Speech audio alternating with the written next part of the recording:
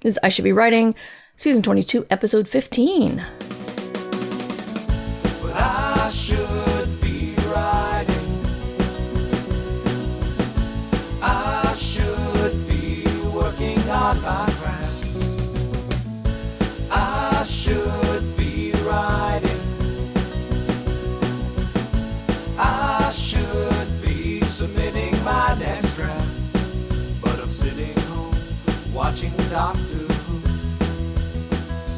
And hi there. Welcome to I Should Be Writing. This is a podcast and live stream for wannabe fiction writers. I'm your host, Mur Lafferty. I've been writing professionally since 2013 and podcasting since 2004.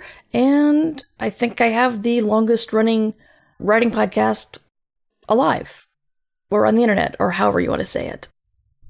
I gotta stop the qualifiers there because no one has ever challenged me on this.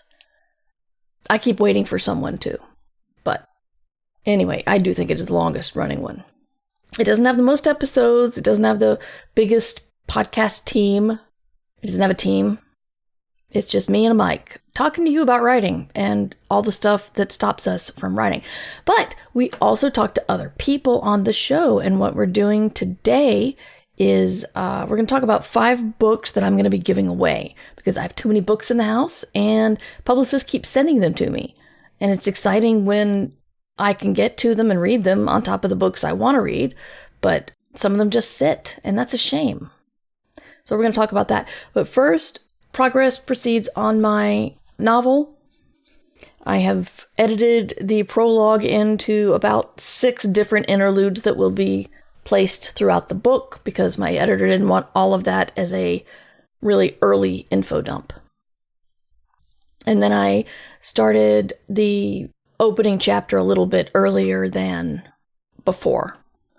So I got all that final done today. I'm pretty much done with the interlude, so I think starting on chapter 1 is good. Like I said, I get books. Sometimes I get books of the genre I don't even talk about on here. I think sometimes publicists just send stuff out, which is exciting when it is my favorite murder mystery writer writing the classic Miss Marple. I've been a fan of Lucy Foley since I read The Hunting Party, maybe? Yeah, there's The Hunting Party and The Guest List, and those are both, they're very similar, but they're very good. And The Paris Apartment was okay. But then I found out that Lucy would be doing murder at the Grand Alpine Hotel. So you've got, like, Snowbound and Miss Marple and the notorious actress, the high-flying politician, the society wife, the reckless friend, the shrewd doctor, but not everyone here is for a winter holiday. I did read this one, because how could I not? And it holds together really well. That is the word, that is the damning with faint praise thing, isn't it? I guess it's just the Lucy Foley has a specific way of writing. That's why I like her so much, because her murder mysteries are crafted in a way that I don't see anywhere else. So, but taking like her unique style and putting it onto Miss Marple, there was a chance that would not fit. But I thought it did. I enjoyed it. It's Miss Marple. It's a little bit with the current political mindset, meaning Agatha Christie was quite, racist at times.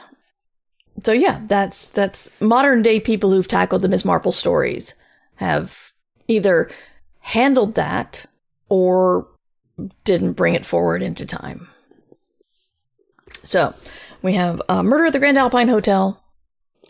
It's just good. I don't have a sexy arc. If you're listening to this, it's a green book with gold writing, and that's it. And it's got Agatha Christie's signature on the bottom, even though she didn't write it because she's dead. It starts just like a Lucy Foley book, which is there's a gondola trundling along, and one of the hotel guests is inside, and they're dead, and we don't know who it is. And then the book starts 2 days earlier. That is the Lucy Foley style. She'll give you the murder victim. She'll give you the situation the murder victim is found in, and then won't tell you who it is. And then we go back in time a little bit and figure out how everybody fits together. And you have to both guess the murder victim and the person who did it. So that's the thing I love about her writing. So this is up. Basically, all you need to do is email me with the word giveaway in the subject line and tell me which book you would like to receive. That's all. So that is the Lucy Foley, Murder at the Grand Alpine Hotel, the new Miss Marple novel. Next, we have Nemesis Mine. I have 2 copies of these. I have the ARC and I have the print copy, so I'll be giving 2 away. It's a not-so-evil villain strikes a deal with a not-quite-perfect hero to fake a feud, boost their reputations, and try not to fall in love in the process. In this hilarious, tender, sexy, and outrageously fun romp. I love it when books are described as romps. It's very descriptive. Better than tour de force. Fun romp that blends the humor of Assistant to the Villain with the unforgettable romance of Red, White, and Royal Blue, and the cozy fantasy vibes of Legends and Lattes. That is a hell of a comp list.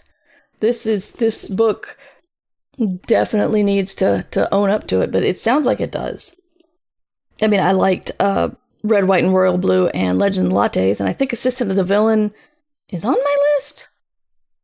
Or is it Hench? No, Hench is the book that's on my list.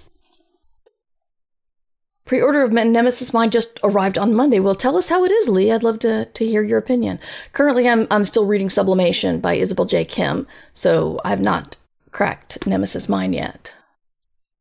Firewriter says Assistant to the Villain is quite fun, cute, pretty low stakes. I think a lot of us like low stakes these days.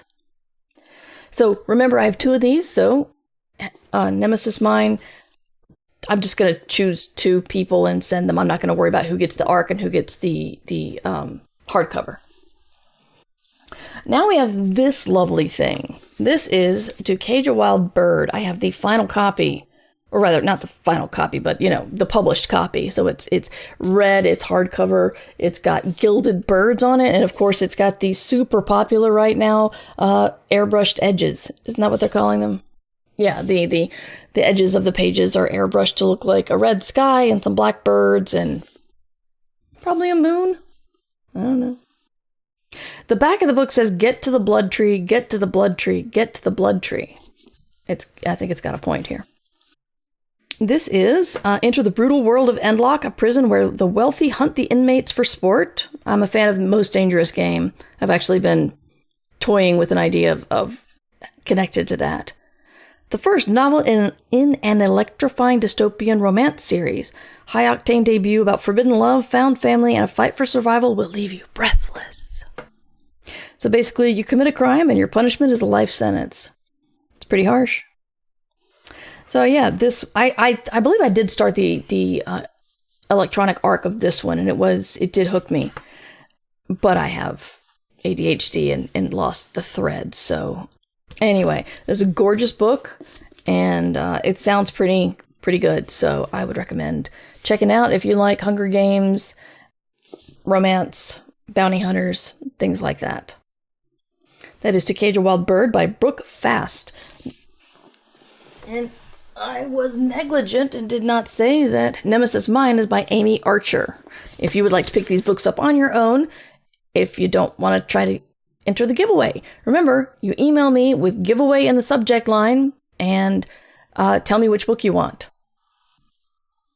Now, I really don't remember why I have this.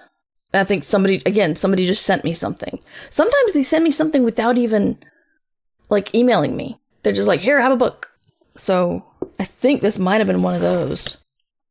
Anyway, this is called The Good Girl Effect. It's got a pink cover with what looks like other shades of pink makeup smeared on it. His praise is forbidden, his touch irresistible. Jack St. Clair is desperate. A grieving single father, he buries himself in his work, running a brand new kink club in Paris. I'm sorry. When you hear burying somebody in work, you don't expect next to hear a kink club. I'm trying to figure out how you would, the doldrums of the day-to-day work at the kink club. I mean, I suppose accounting still has to happen. And you still got to worry about kicking out drunks, things like that. Instead of handling his grief, he's built a fortress around his heart, and it's time he hired someone to help him take care for his daughter before things get worse. Camille Aubert was not looking for a new job. She just wanted to return a lost love letter she'd found within the pages of a book. But when she's mistaken for a job candidate and hired as Jack's live-in nanny, something tells her this is exactly where she needs to be. There's a strange door in the apartment. There's a dark, mysterious side to Jack that she's desperate to uncover. Lines between professional and personal blur dangerously as the heat between them become impossible to ignore. She's drawn to the broken man who hides his grief in ropes and bondage, and she challenges him in ways he'd never thought possible. So this is, I'm assuming, just straight non-genre stuff, but it sounds like it's going to be spicy. And yeah, okay, there it is. There's the genre. It's romance. It comes out September the 2nd. So if you win this arc, you'll be reading it a lot earlier than anybody else. And that is The Good Girl Effect by Sara, Cate. And this one looks like a lot of fun. I might try to read it before I send it out. But this is a Grim Reaper's Guide to Cheating Death. When a determined killer targets her brother, a Grim Reaper risks everything to save him in this delightful, cozy mystery. Nora Bird works for Scythe, which might seem odd for someone as terrified of death as she is. Since her parents died in an accident when she was 6, she's been obsessed with avoiding risk, and what better place to learn how to cheat death than at the company that employs the nation's Grim Reapers. The work enables Nora to learn all about the myriad ways you can kick the bucket, which is comforting until one day a file crosses her desk with a name she recognizes, her twin's brother. So, yeah, I guess it seems like a kind of magical mystery. It looks, the art is definitely, making it look amusing. It is a Scythe mystery. That's Scythe, not the word. Grim Reapers and cozy mystery is an interesting combo. It is. It definitely is that. I found it. Scythe stands for Secure Collection, Yielding, and Transportation of Human Essences. USA Today bestselling author Alicia Thompson calls it funny and warm, delightfully fresh. This is by Maxie Dara? I can't read this font. Man, I've just not been on top of things today. Dara. Okay, good. It is an R. Yeah, she's also got a Grim Reaper's Guide to Catching a Killer, which I guess came first. I've heard people on TikTok and Instagram angry at publishers who don't put the numbers on the spines. And I don't know why publishers do that. Maybe they're afraid you won't pick up book 2 if you haven't read book 1. I don't know. But anyway, those are the 5 that I'm giving away now. Remember, you can get these if you email me with the subject giveaway and ask for the title in your in the email. Wow. It's funny to brag how you've been podcasting for over 20 years and then not be able to get a sentence out. That's fun. But hey, we all have off days, don't we? I'll be holding this, for a couple of weeks because the people, if you're listening to this a couple of weeks later after I did the live stream, you're still eligible to enter. I love you guys here at the live stream, but there's not quite enough people to actually do a big giveaway because, And I want to make sure that people who've been listening at the feed, get a chance to win cool stuff. So you can start at this moment emailing me, and then I'll let you know in a couple of weeks. There are 2 people I need to know about previous giveaways as well. So if you're wondering, if you haven't heard from me, then you will. What I've been reading lately is, again, Sublimation. Very much enjoying that one. The email address. See, I told you guys, I'm just not here. It's mightymur@gmail.com. That's how you get in touch with me for the giveaway. If one of those sounded good to you, then let me know, and I'll put you on the list.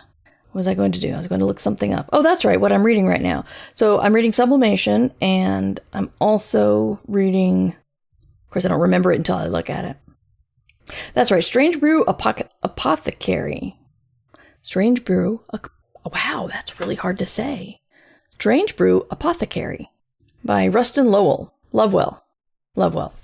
Yes, it is a I thought it was cozy because the cover page looked cozy until the first person got their throat slit. And then I thought, oh, this isn't cozy. So it's just straight fantasy adventure. Yeah, I got an e-arc of it. And I don't know if they're going to send me a final arc or a final physical thing to give away, or they just want me to talk about it. But it is pretty interesting. I realize I enjoy the trope of person is trying to swindle people with their fake stuff, only they also honestly can do it, but they're not doing it for the fake stuff. Essentially, we've got two women going from town to town with a guy who's selling snake oil. And it turns out that the POV character is actually good at brewing magical potions. So, she goes and sometimes she finds people in town who really need help and people she can help, and will do that when she can. Yeah, I really like that concept. It's almost like a couple of Agatha Christie ones where the murderers line up fake alibis or they admit to it, but every piece of evidence that the detective has does not point to them. So it looks like they're off the hook when they really did do it. There's just other evidence people haven't found. That sounds really hard to pull off.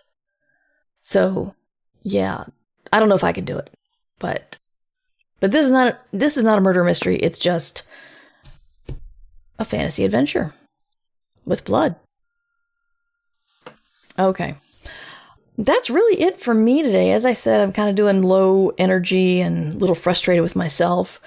If you guys have anything you want to talk about or ask, let me know. Lee says, my latest pre-order to arrive looks like fun. Mossed in Space by Rebecca Thorne of Can't Spell Treason Without T. A woman buys an alien spaceship covered in moss, except the moss is a living computer with abandonment issues and a lot of snark. Interesting. One of my favorite, actually I haven't read it in a long time, one of my favorite Connie Willis stories is not one that you hear people talk about very much, but it's about summoning the ghost of G.K. Chesterton, who was a big skeptic, to blow the lid off a fake skeptic or a fake seance person. So they're actually summoning a spirit to make the people who can't summon spirits but pretend to look bad. If you didn't see it, a couple of days ago, I decided to try to set up my stream to do top-down stuff. And I played the first half of the Deadline solo RPG.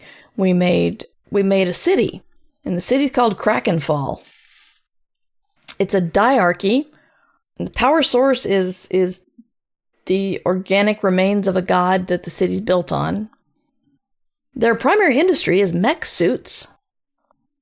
Arcane influencers is drunken nightwalkers because there's prohibition in the city. And the religions are dead god worship the Kraken, or the alcoholics worship a Dionysus type god. And I haven't gotten to the factions yet, but it was a lot of fun to make. So finally got that started. Email me with the word giveaway in the subject line. Tell me the book you want in the subject of the email, or the body of the email. The email address is mightymur@gmail.com. The books are, picking them up off the floor, A Grim Reaper's Guide to Cheating Death by Maxie, Dara. The Good Girl Effect. The Grim Reaper's Guide to Cheating Death seems more of a fantasy mystery.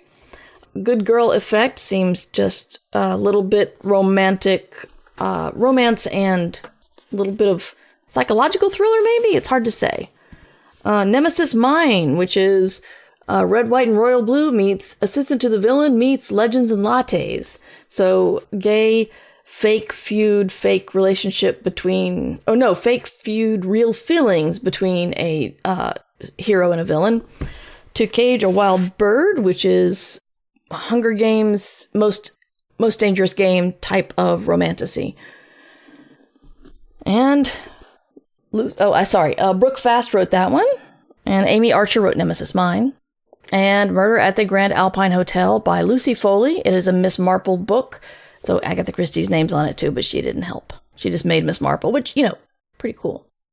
I'll be giving away more books because I have so many books to give away. I need to be able to walk. This room is a fire hazard. Getting to this desk is very difficult. So if you want to see the blog and show notes and pictures of these books, or links to buy them from your local bookstore, which,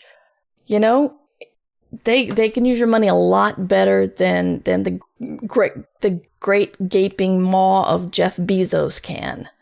So I'll have links to buy it from them, your local bookstore, on the site as well. That's merverse.com. If you would like to support via Patreon, and you can get access to the Discord, which is a fantastic community. You can get access to all of the archives, and there are over 20 years of archives. I have some other treats that I'm going to be changing the Patreon up to, for even some physical rewards. So stay tuned. That is patreon.com/mightymur. I need to find the right time to stream this solo RPG. I keep thinking Thursday night's going to do it, but after, working on Thursday and then streaming, and, it takes a lot out of you to stream. Just the idea of streaming later on tonight, I just can't. I don't know how people can do that. Probably a lot of it's practice or something grown up like that. Keep writing, even if you feel like you shouldn't, even if you feel like somebody else thinks you shouldn't, even if you feel like you don't have anything to say, or you feel like nobody wants to hear what you say. Who cares? Just do it. Write. Because you should be writing. Thank you for listening to I Should Be Writing, the longest running writing podcast in existence. This episode was made possible by the Fabulous, who support the podcast via Patreon or Substack. Join the Fabulous at patreon.com/mightymur or mightymur.substack.com. Theme music provided by John Anelio. Art provided by Numbers Ninja, and podcast hosting provided by Libsyn. This episode is released under Creative Commons Attribution Non-Commercial No Derivatives 4.0 license. You can find all of my books and podcasts at merverse.com.